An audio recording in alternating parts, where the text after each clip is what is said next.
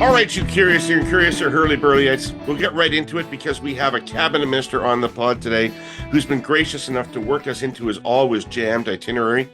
And not just any cabinet minister. You Herle Burly-ites know how fond I am of a good finance minister. And that's who we got. The Honourable François-Philippe Champagne is here, Minister of Finance and National Revenue. That used to be a separate job, by the way. So forget the bio. It's Minister about savings. Minister Champagne has a high profile. Today marks his second appearance on the Herle Burly, and you all know he delivered Budget 2025 in the House about 7 weeks ago. He'll have to tell us which of those two things is the greater honor. So that's what we're going to talk about for the next 45 minutes. In the broadest sense, the state of the economy and Budget 2025, positioned by the government as generational and titled Canada Strong. Minister Champagne, thanks for carving out some time for us. You're in the Herle Burly. Well, listen, you're in the podcast. They tell me that is the most listened around the world. So that's who would not want to be on David's early show? But no, it's great to be with you. And I think what I like about podcasts is that you have a chance to go into more details. So grateful to be with you. And by the way, this is the last podcast I'm doing before the holiday season. So a lot to talk about. Just came back from Berlin. Just finished the G7 presidency Hanover this morning. So you can imagine it's been a big year, and but a lot to talk about. So wherever you want to go, David, we're together for at least 45 minutes. If you want to extend, it's the same price. So listen, what are you doing over the holidays? Are you taking some time off? Well, I'll see my family, which is, I'm always reflecting. They pay a heavy price for all of us who serve. You've served, and I'm thinking about all the staffers and everyone who work. We give our best to serve the country. And I would say we live in a very interesting time. I often said we're coming to the end of the first quarter of the 21st century. And so the world we have seen in the last 25 years is unlikely to be the same as what we're going to experience in the next 25. And so it takes a toll on all of us. So reconnecting with family, reconnecting with the children, making sure we're there for them. So yeah, it's going to be time with the family and cherished time, I must say. Do you stick around? Do you stick around, or do you head for warmer climes? We'll be going to warmer climate for a bit, and then Shawinigan, obviously, as you would expect. So we're going to be the rest of the time in Shawinigan. Right. Okay, so let's use our time wisely here. I am interested in getting you to sort of level set for me how you feel about the economy, because I feel I'm getting sort of mixed signals, in the sense that I see that there are occasionally stats that come out that look encouraging, decent GDP numbers, decent jobs numbers that seem to, but at the same time, we've got all these stresses from tariffs, etc., on the Canadian economy. I would expect that we are headed into a pretty rough time over the next number of years, and I don't really get that sense from you. So I'd like to know. Well, I'm confident by nature.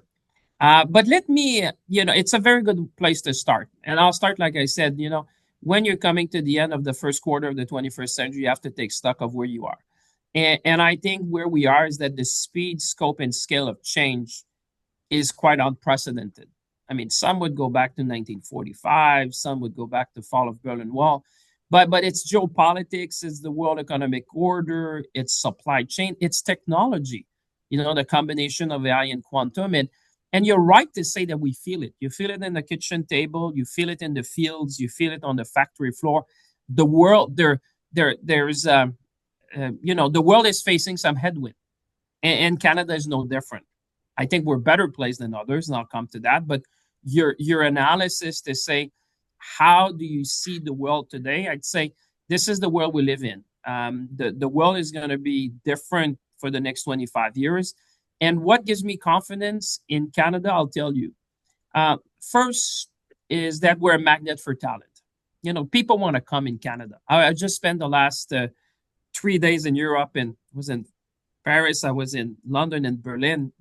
You feel it when you say that Canada and, the policy we've put together to attract some of the best minds in the world is really playing out. And And it's a great thing because people would say demography is destiny. So as long as you attract the best and brightest, you're going to do fine. The second thing, we're one of the very few country, at least in the G7, which has a very strong industrial base. We build cars, we build planes, we build ships. We can certify nuclear reactor. We can certify plane. I mean, very few countries in the G7 even can boast of having that kind of large industrial base. The third thing I would say, we have critical minerals. And critical minerals are going to define the winner of the 21st century. I mean, many would say it's akin to oil in the 20th century because critical minerals are essential for everything. They're for our very, we would not be having this podcast if it was not for critical minerals. So this is going to be defining for the 21st century. And if you doubt it, go read the National Security Strategy just published by the United States of America. They even mentioned that as one of their a core thing to ensure the security of the United States. The fourth thing is energy. Canada's been blessed with abundance of energy, whether it's conventional, renewable, whether it's nuclear. And energy is the proxy for growth. And lastly, we are the only G7 country which has a free trade agreement with all the other G7 nations, giving us preferential market access to 1.5 billion consumers. So in a world which is going to be different, where wind is blowing, stability, predictability, the rule of law is in high demand and short supply. And I would say Canada stands out. We stands out for the things that I just mentioned. But people, when they look at the world, I think that they realize that we have what they need and what they want.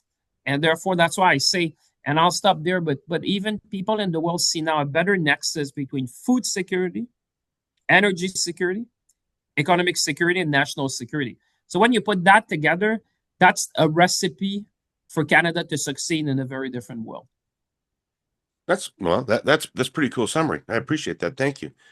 But what's left in my head is that I bet when you were out there in previous roles selling Canada as an investment place, that you were selling in large measure our access to the American market, in addition to the things you talked about Canada. You would talk about the skilled workforce and all those things, but you would talk about guaranteed access to the American market. And we don't have that anymore in the sense that, the future of CUSMA is if you were an But I investor, would even if you were an challenge you investor, on you that. might want to wait and see how that turns out, right? So I who's would even, investing in Canada now?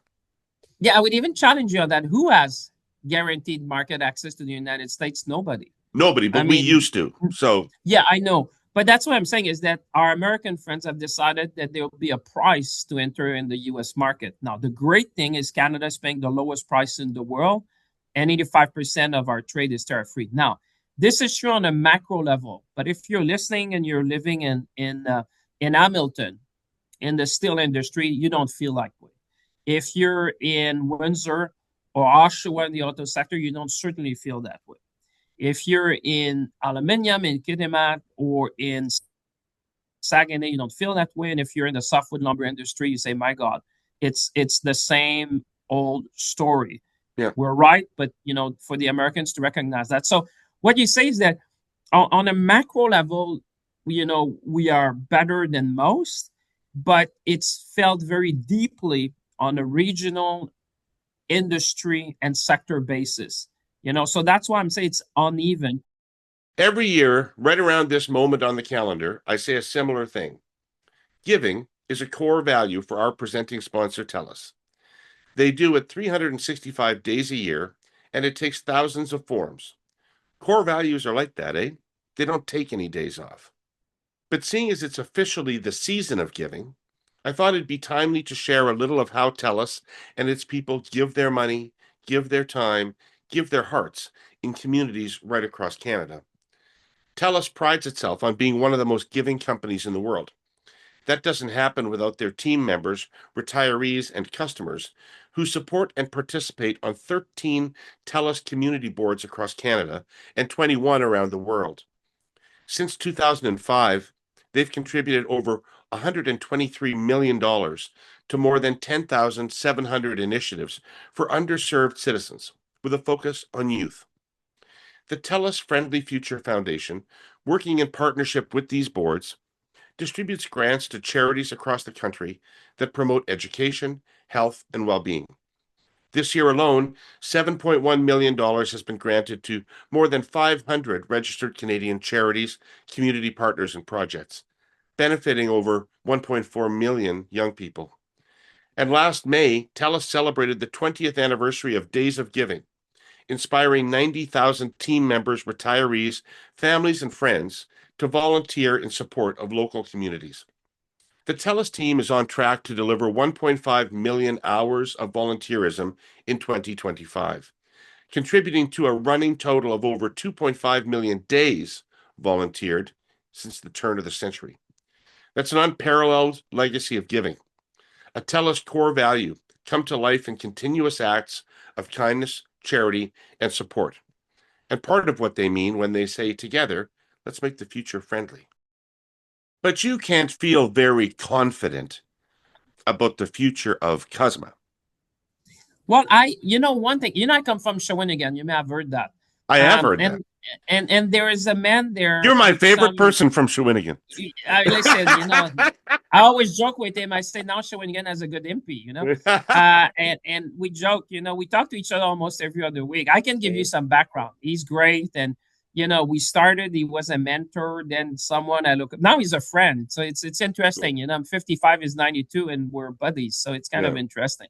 Uh, but no, to your point, I mean, the man from Shawinigan always remind me that we've been trading with the United States for over a century. So there's nothing new there. We have a number of things that they need, and therefore we always find a way. Is it easy? No. As always, it has always been challenging at different time in our nation's history. This is one of those times. But one thing that you have to look back and say, this has been kind of an electroshock for all of us in Canada. I think we can agree, David, your generation, to a certain extent, mine, um, things have been relatively easy in Canada. We've been blessed by geography. Canadian dollar has helped us. Proximity with the United States has made us, exporting. You'd love that. I was with the governor of Illinois recently. And I said, Governor, if you were a country, it would be part of the G20. Obviously, love that because his economy is $1 trillion. Right. So if you're in Windsor, obviously you're going to try to go to Detroit. It's an economy of $1 trillion. But the reality is that we've become too reliant, which has affected our resiliency. And that's why we say now, this electroshock, we need to put the house in order. One Canadian economy, removing the barrier, be our own best customers, double our export to overseas market. It's these things I would say that, people notice in the world is that we are putting the house in order. I came from the investors meeting we had in Europe, and people realize that we're taking care of ourselves.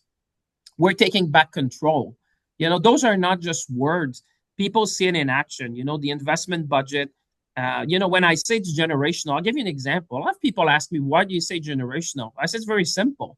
If you look at the largest investment infrastructure in the G7, it's Germany, 500 billion euros over 12 years. That's the mother of all plans that you would find in the G7. You look at Canada. If you were to put that in Canadian dollars, the German plan would be 800 billion over 12 years. Canada, 450 billion on a cash basis over 5 years. So that's why people in the world look at it and say, my God, Canada is doing as much, if not more, than Germany, which is the largest economy in the in Europe, Right. very significant economy in the world. That's why when the IMF talk about Canada, the Director General, you may recall, that's why I quoted her in the budget, because I think sometimes we need to look at our peers. You Right. can have an opinion about what is good or bad in absolute term, but when you look at the others, when she said there's really two countries who have the wherewithal to succeed in the economy of the future, it's Germany and Canada. So you go back to your first question, why I'm confident? Because I'm confident in Canadians. I'm confident on the fundamentals. I'm confident on the roadmap that we have put together. And not only me, but you have institutions like the International Monetary Fund who looks at Canada and say, you know what? The G7 should model their own policies towards what Canada is doing. That is pretty powerful. That's kind of the thing Yeah. that sometimes we forget. I think sometimes as Canadians, we're pretty harsh on ourselves. But one thing the world has noted is we're taking back control, and that is giving confidence to people around the world. Right.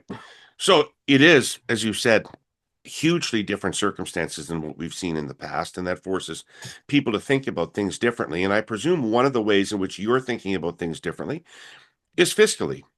Because I Yeah. bet 10 years ago, if I'd asked you if you were going to be the Minister of Finance, if you'd bring in an $80 billion deficit, you would have said, I don't think so. Well, I would say I'm happy to serve under Prime Minister Carney because we get along. We come from the same place. We are very complementary, and it's great. It's a great relationship. It's working well. And when you're Minister of Finance, it's kind of the overview you have. I've been minister of about 5 departments, so but when you get there, it's kind of the overview. It's the road ahead. It's the Yeah. roadmap. Making sure you give the means to colleagues to execute. But going back to the deficit, you have to think that 75% of it was to defend our sovereignty, and the other one was around affordability. And affordability is key in everyone's mind. I mean, people say, yes, I get it. We need to do all that. But what about the end of the week? What about the end of the month? Yeah. And that pressure has forced us to take action, reducing taxes, making sure first-time home buyers could access to the property market easier, in a more easy way. Same thing on the sovereignty side. This is part of the DNA of Canadians is that when things get tough, we support our colleagues, we support our workers, we support our industry. So that's why, if you look at that, when I say 75% is sovereignty and affordability, I think it put things in perspective. And that's why you've seen the markets have reacted well because, there's only two countries in the G7 which have a AAA credit rating. It's Germany and Canada. So people see what we're doing, realize the headwind, and we're not unique. The headwind is blowing to the to the world in the Yeah. face of everyone. But we had to do these things to support people in the short term while planning for the long term together. But you're right. 10 years ago, if you had asked me, I would be finance minister. I'm not sure I would have said that would happen. But I'm like the other guy. The other guy from Shawinigan, when he took the role of finance minister, he said, "I accept with humility but confidence." I Right. feel exactly the same way today.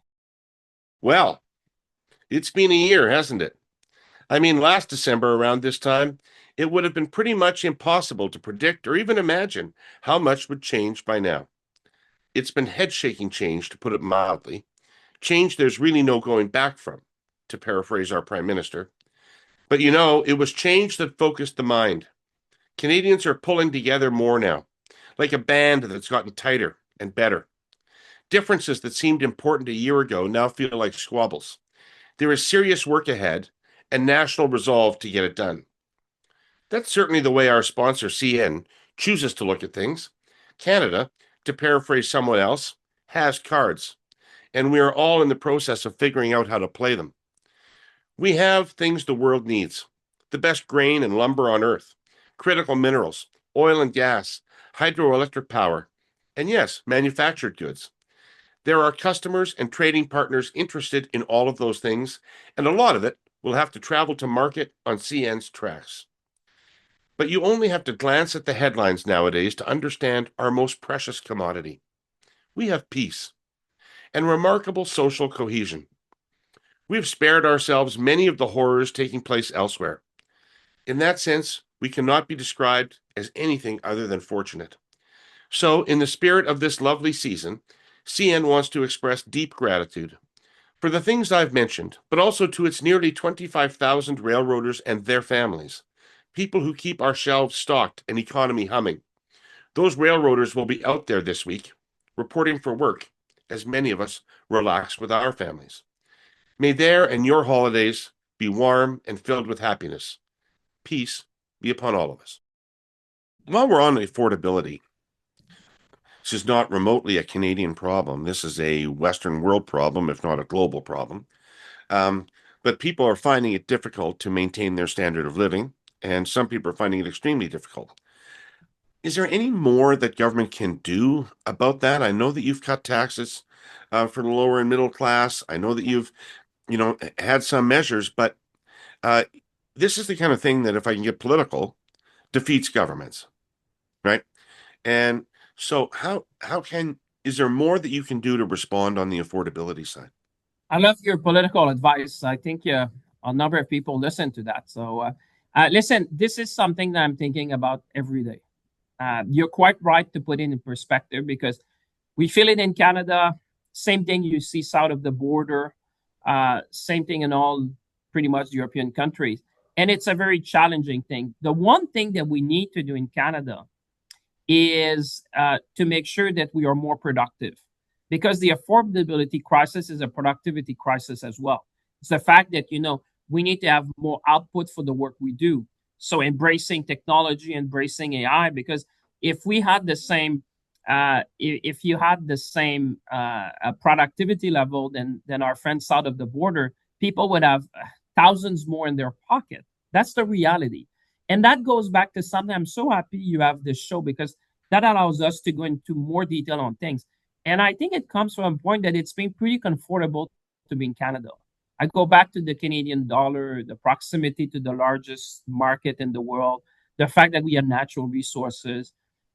We've been blessed by geography. We never had war on our shore. And I think maybe over time, we have become a bit complacent as Canadians over decades. It's not something you do overnight, but over decades, we've been a bit complacent. I can tell you when you go in some other parts of the world where they had to endure different things like that that have challenged their society, you see that there's sometimes they fix some of that. There's this desire, this ambition, eagerness, and the spirit. That's why I say one of my job is to raise the level of ambition of Canadian. And that's why if you look at the budget, the four things we did is, invest in housing, which for me is the key pillar of affordability. Because if you can find a home that you can afford, that is the first thing, for a family budget is your home. So that for me is the pillar one of affordability, then investing in infrastructure, investing in productivity and competitiveness. And, David, I'm 55, and since the time I could read, I think people have been talking about that in our country. Productivity, what's going on in Canada and all that. So now we're not only doubling down, we're tripling down to make sure, with our productivity super deduction, our shred tax credit, really putting all the incentives that one can think of for businesses to invest in automation, to invest in technology, to do more R&D in Canada. So I think these things taken together will make Canada more competitive because there's a link between competitiveness, productivity, and affordability. And I think that if you look at Kevin Page and many others that have been writing about that for a number of years, I think now we're taking the bull by the horns, as we say, to try to tackle that once for all, to make our economy more productive. And I think we have a social license to do big things. People expect us to do big things and quickly. It's kind of the speed and scale of things we need to do. And I think the blueprint for that is Budget 2025, where there's a level of ambition, of action, of seriousness that Canadians wanted to see. And considering my travel across the country, I think Canadians felt that we met the moment in a very uncertain time. By the way, I'll just tell you, if you look at the World Uncertainty Index published by the International Monetary Fund, and you would remember these years, I think you were around, it is exponentially more uncertain than during the 2008 financial crisis. So I don't know if people feel it, but that's the world we live in today. And that is driving a lot of the choice you have to make, the investing to tackle affordability, but at the same time, restructuring our economy for success over the long term. So speaking of doing things quickly, one of the things that has disappointed me, Minister, is as long as people have If been we have to talking report our conversation twice, is that no? as as as long as people have been talking about productivity, they've been talking about internal trade twice as long as that, right? And in the spring after the election, the prime minister seemed very determined that we get internal trade barriers eliminated. The premiers all seemed to agree with that. People talked about we can give ourselves more than the Americans can take away. This is going to be a huge boost. And then crickets. Is there a free Well, internal trade in Canada? we as you know, we need our provincial friends to help us achieve that. And I think you're quite right. What happened in 2025 is an electroshock to everyone to say, let's fix the things, let's put the house in order, let's take Yeah. back control. I think what you were saying, the prime minister was saying, we need to take back control of our country, of our destiny, of our economy. And you're right. I'm frustrated as you are because this has been going on for some time. I think that the momentum exists. I've seen positive things. You remember in British Columbia recently, the different minister made a significant step forward. Now there's a number of MOUs that have been signed among provinces.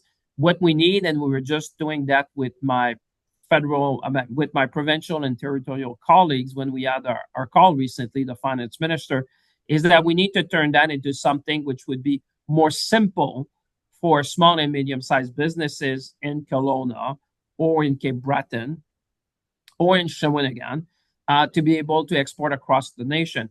Right. Now there's various MOUs, as you know, but it's still fairly complicated to navigate. If you're a small business of 10 people, you're not going to start navigating around a number of MOUs to figure out whether you can sell and at what would be the rules you would have to comply with. So there is still work to be done.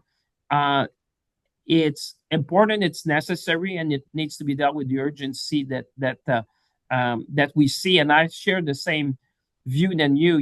This is something we need to keep our gas on. Keep our foot on the pedal to make sure that we achieve that as quickly as possible. But in a federation, in order to achieve these big structural change, you need to bring people along. It's not something we could do just on our own. Now we need to bring people along. But I feel there's more of a sense of purpose and unity in this country that I've seen in a long time, and perhaps even in your days. It's rare that you've Always. seen No, no, there's never been anything like this, but I don't feel like we're capitalizing on it, right? That in that way. Yeah, I mean, well, I think in some extent, I think we do. But what you're saying, David, is that we should do more and faster. And with that, I'm with you. Right. Definitely. Right. What's the most important thing in your budget that got overlooked? The savings, 60 billion. Try to find 60 billions. I'll give you half an hour.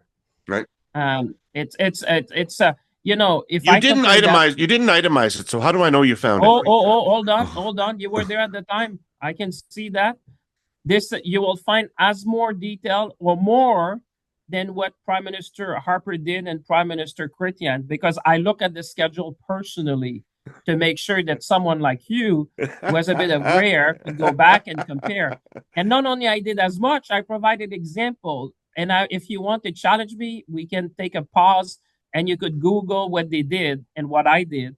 And you will have to admit in front of the hundreds of thousands of people listening to your podcast, millions, that it is at least as detailed as what was done before, but it was done in a shorter time. And I would say in scope and scale, it's very comparable to what was done. But that's the thing that you never get, a lot of recognition to do these things because they are like machinery and improvement and efficiency. But I think this is how you get the license to govern in a way people have tightened their belt across the nation, and they expected us to do it, and we did it. I think maybe the reason that didn't get the attention that it might have was because it it didn't feel painful. I think people were expecting a budget Well, I that was wish you going to would have be been with me. painful, but The decision binders are taller than me.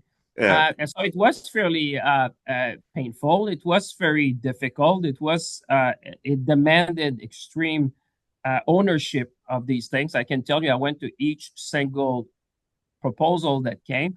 We had a cabinet committee, but I think the prime minister, in his wisdom, the fact that you had the finance minister, who is the vice chair of Treasury Board, and the chair of this committee that reviewed that, gives you the kind of overview and oversight in order to drive that. And the fact I'd served in probably 5 departments before, you kind of know where to look for. You become, it's kind of an old fox. You know where the pockets are, yeah. and you're more able. But I would say this is the thing that's being overlooked. But you know what? I appreciate when you talk about saving is not necessarily what people would focus on, but I am very. I feel that we have lived up to what Canadian expected from us, but this is tough work. You've been there at the time, David. It's never easy. Those are tough decisions, and at the end, it comes back to the member of the committee and the prime minister and I to make the final call. Everybody I talk to remarks on how different the Carney government is from the Trudeau government. And one of the things I get regularly asked, and I don't mean this to be a gotcha question, I want to give you a chance to talk about this. People say to me, how does a minister who truly believed in the Trudeau agenda and implementing the Trudeau agenda now truly believe in the Carney agenda? Isn't there some hypocrisy or something going on? Like these ministers, what do they actually think is the right approach? Well, I think it's Go ahead. very easy. The world has changed in a couple of months. I go back to my first thing. We're coming to the end of the first quarter of the 21st century. The next 25 years are not going to be like the last 25 years. And I think it is a sign of seriousness and responsible management to take stock of where the world is. The world in a few months, David, has changed on us. Like I said, the uncertainty index, there's more uncertainty today than during the financial crisis. Our largest trading partner has changed the rules of the game that affect everyone in the world. We need to redefine our trading relationship. We need to modernize our economy. We need to have our trade corridors expanded.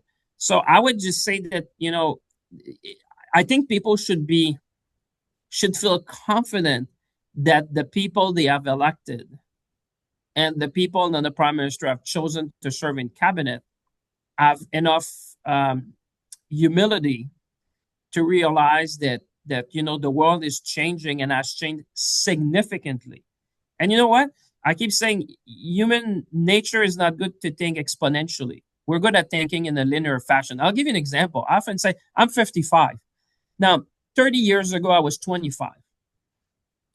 If you had asked me whether my daughter could spend a whole day on the phone watching the face of someone, and talking to her for almost a day at barely no cost, I would have probably said to you, David, I don't see that ever happening. Right, This was the days of long distance call. You and I are old enough to remember, when you were calling someone the long distance, you were passing the phone very quickly because right. every second. Now you have my daughter spending a day on FaceTime, which Yeah, basically marginally costs something. So my point is that you have things like the general purpose technology of AI, the one you and I have seen in our lifetime. I mean, we came after electricity, that's fair. But the one we've seen is the internet. yep, And if you compare AI to internet, I spoke with, for example, Jensen of NVIDIA, which one would say he knows one or two things about the internet and AI, would say that this is going to be exponentially transformative to your life. So in a world like that, I hope people realize that it's a sign of humility to say, listen, things are changing and you better adapt because you don't want to be Polaroid, you want to be Apple. And if the world is changing, you have to adapt and you have to change. right. I know I'm abusing your time. I have one last No, it's question to good. ask. I It's have good. one. I like it. Okay, good. I want to talk to you about Quebec. Yeah. So I don't want to get into the politics of the implosion of the Quebec Liberal Mm. Party, but one of the consequences of that is the increasing likelihood that the PQ will win an election, or the increasing possibility that the PQ will win an election. They're committed to having a referendum. I know the numbers don't look good for separation right now. The polls say that most people aren't that interested in that in Quebec, but elections are elections and they can do weird things. What's the pitch for Canada in Quebec in 2026? Well, first of all, I'm happy that you asked me the question. I think it's sad what we have seen over the last few days, certainly a few weeks.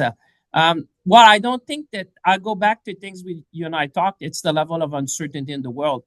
I think in the world which is more uncertain than I mean, you could go back to a few decades.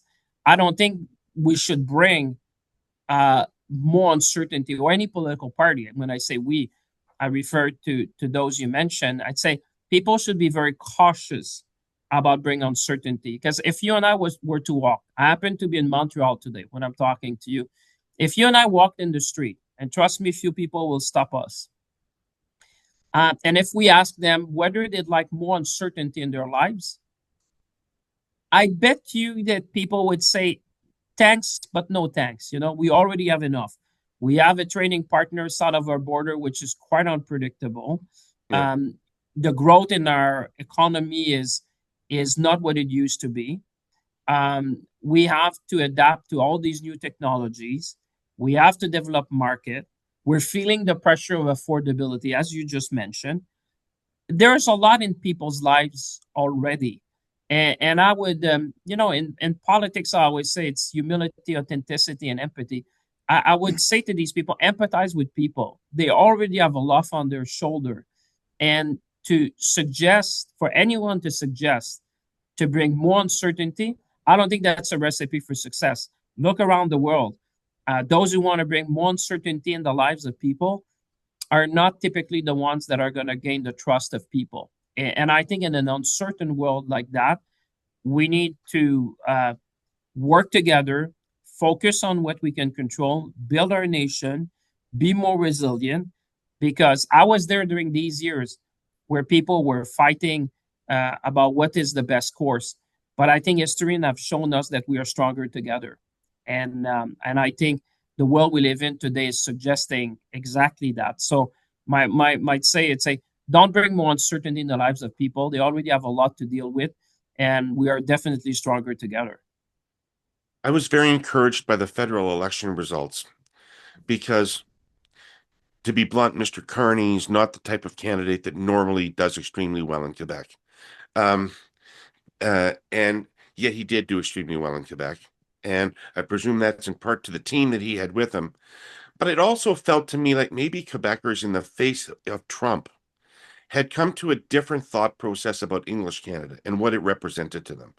And that rather than being a threat to the Quebec project, that maybe English Canada was a bulwark against a bigger threat that comes from the United States. Am I am I in the ballpark on that? No, I think you are. That's why you're successful. Always trust the judgment of people. People see that. Even like I was saying, the nexus between energy security, economic security, and national security. I mean, these things people get it. One of the thing is that since this renegotiation with our American friends has been so much in the public, I think it gave a taste to everyone. If it was behind closed doors, people can say, "Oh, I think I could do better." You don't hear that anymore No. because it's in the open, and people see that and they say, "Okay, I get it." So what do? You focus on what you can control. You focus, you prioritize, you execute. And I think that's the seriousness that Prime Minister Carney brought to the table. That's kind of the vision that people wanted to see. Someone who's at the helm, someone who's controlled, someone who knows what he's doing, someone who can engage with the world with confidence. And that's what I think, what? I always say, and I think you said that at the beginning.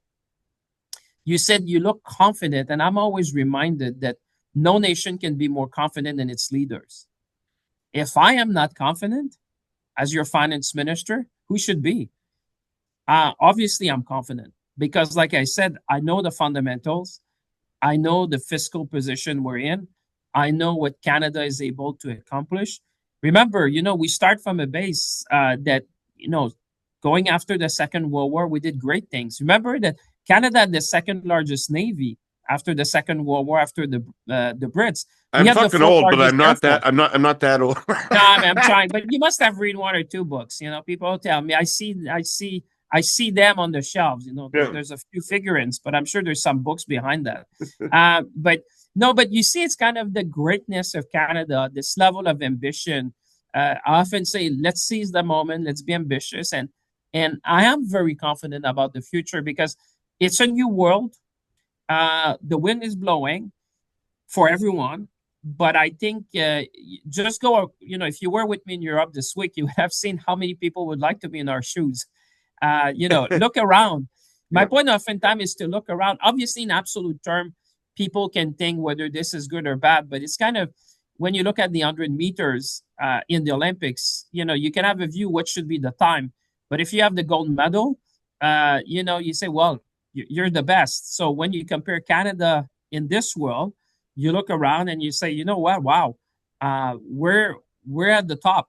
It's not easy for anyone. You're right. Affordability, challenges, geopolitics, in some countries, inflation far more than what we have here. But when I look at that, that's what gives me confidence for the next 25 years to say it's going to be different, no doubt about that. But when there's change, it also brings opportunities. You know, one of these figurines, Minister, is this. No, yeah, we have 25 years ahead of us to win one. Listen, I'd like to be this year, but I'll say you and I can agree on something. they're Let's on their try to way. win one. Let's try Next to year. win one Stanley Cup in the next quarter of the 21st century for the Montreal Canadiens. And I hope it's going to be sooner than later because you and I are aging. So I hope that by the time we're doing, more podcasts together, then we can look back and say, this already happened and we can look beyond. But I want to say thank you because we're coming, I think, to the end. It's Christmas coming soon. I want to thank you to you and your colleagues in the journalists and commentator and pundits who are actively looking at Canadian politics and forming Canadians. I know it's been a big year for you. Certainly been a big one. You see, I'm losing my voice.